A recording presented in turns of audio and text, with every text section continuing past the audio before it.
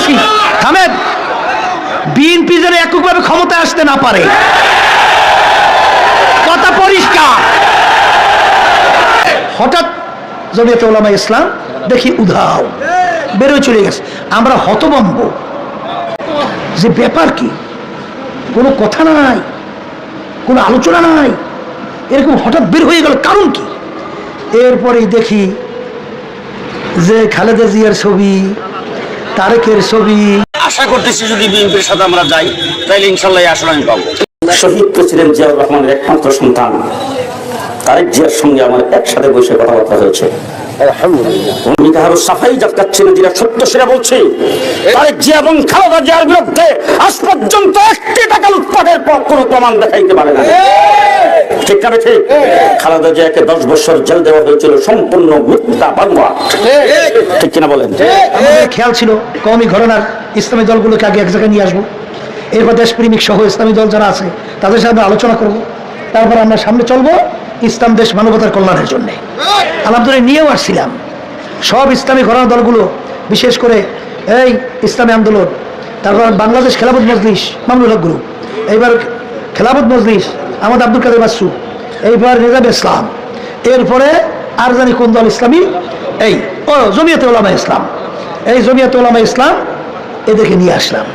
নিয়ে আসার পরে আমরা বসলাম, এই মাঝখানে ঘটনা বললাম না, ঝামেলা হয়েছে আর কি অনেক। তাই শেষ পর্যন্ত লিয়াজ কমিটি হইল, 2 জন করে থাকলো, 2-3 মিটিং জমিয়ত উলামা ইসলাম কিন্তু আমাদের সঙ্গেই ছিল। হঠাৎ কোনো কথা নাই, কোনো আলোচনা নাই, হঠাৎ এই যে এক বাক্স নীতি তারা কিন্তু ঘোষণা করছে, দেখেন এই সাংবাদিকদের সামনে দেখছেন এগুলো পড়িয়ে আছে না, তারা কি এক বাক্সের নীতির ব্যাপারে একমত ঘোষণা করছে কি করে নাই? হঠাৎ জমিয়তে উলামা ইসলাম দেখি উধাও বেরোয় চলে গেছে। আমরা হতভম্ব যে ব্যাপার কি, কোনো কথা নাই, কোনো আলোচনা নাই, এরকম হঠাৎ বের হয়ে গেল, কারণ কি? এরপরেই দেখি যে খালেদা জিয়ার ছবি, তারেকের ছবি যখন এদের মাথার উপরে পথ পথ করে উড়বে, তখন নাকি লোকে লোকারণ্য। এখনো তো বুঝলাম ঘটনা তো আসলে কোন জায়গায়, এখন বুঝছি। কারণ ওই বিএনপির এক বড় নেতা, নাম বলবো না, সে বড় এক নেতার কাছে বলতেছিল এবার কিছু হুজুর কিনবো। তখন সে বলছিল যে কিছু হুজুর আপনাদের সাথে দেব, কারণ যদি আপনাদের কিছু হুজুর না থাকে তাহলে তো ওই আমেরিকা, ভারত, ওই বিভিন্ন যে আছে না, ইসলাম উত্থান না হোক এই জন্য বিভিন্ন ষড়যন্ত্র করতেছে। তা আপনাদের সাথে কিছু হুজুর যদি উঁচুওয়ালা, টুপিওয়ালা, উঁচা এই যদি সাথে থাকে তাহলে আমাদের চলতে সুবিধা হইবে, এই জন্য কিছু হুজুর কিছু আপনাদেরকে দেব, এই কথা বলে আসছে। এরপরে শুরু হয়ে গেল খেলা। এইটা দেখার পরে হতভম্ব। তা জিজ্ঞাসা করে ব্যাপার কি, আপনারা বেরোয় আসলেন কেন? কলে তাদের স্টেজে জামাত ইসলাম গেছে, এই জন্য বেরোইছি। তা আমাদের সমাবেশ করলাম ঢাকায়, মনে আছে? তারা কিন্তু বেরোই গেছে আমাদের সমাবেশের আগে, কথা বলছেন না বুঝলেন নাই? তারা কিন্তু বেরোইছে আমাদের সমাবেশের আগে, সমাবেশের পরে না। এরপরে আমাদের সমাবেশে দেখছেন কয়েকটা দাবি, এর ভিতরে একটা ছিল পিয়ার। পিয়ার হইলে তো বাংলাদেশ একটা সুন্দর স্বর্ণের দেশ হইতো, কোনো কালো টাকার দৌরাত্ম, এই সাদাবাজি, ধোকাবাজি, গুন্ডাদের তাণ্ডব থাকতো না, আর বাক্স নিয়ে টানাটানি, সিতারাসিদি, মারামারি, খুন খারাপি আল্লাহর রহমতে থাকতো না, এবং সবাই সব দেশ চালাবার একটা অংশগ্রহণ থাকতো। তোমাদের মুখে এই কথা সাজে? এই তোমাদের মুখে এই কথা সাজে? তখন জামাত ছিল নিষ্কলুষ, পৌত, পবিত্র। আর এখন ইসলামের পক্ষে, দেশের পক্ষে, মানুষের কল্যাণের পক্ষে আমরা চিন্তা করছি। পরিষ্কার এখন বলতেছি, বিতর্ক কথা রাখতে লাভ নাই। আমরা চাইতেছি থামেন, বিএনপি যেন এককভাবে ক্ষমতায় আসতে না পারে, কথা পরিষ্কার। বসেন বসেন বসেন বসেন বসেন বসেন। এর কারণ কি শুনবেন না? এই বলে বসেন। 5ই আগস্ট জুলাইয়ের কিছুদিন মনে আছে তো? হাজার হাজার মায়ের কোল খালি হয়েছিল, শত শত পঙ্গু হয়েছে। পঙ্গু শত শত না, হাজার হাজার।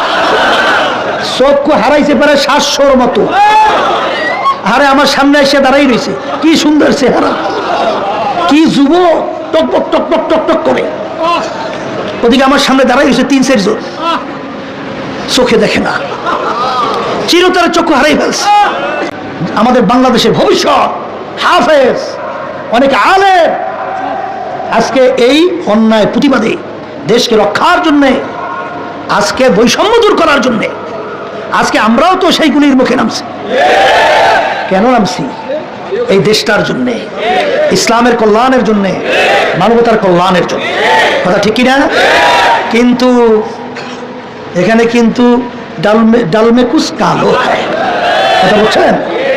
সেখানে অভ্যুত্থানের সরকার, প্রেসিডেন্ট থাকলে সংবিধান জারি, সংবিধান বিলুপ্ত হয় না। আর প্রেসিডেন্ট না থাকলে সংবিধান। তাই প্রেসিডেন্ট সরানোর ব্যাপারে আপত্তি জানাইছে কারা? আস্তে কয়, আর একটু আস্তে কয়।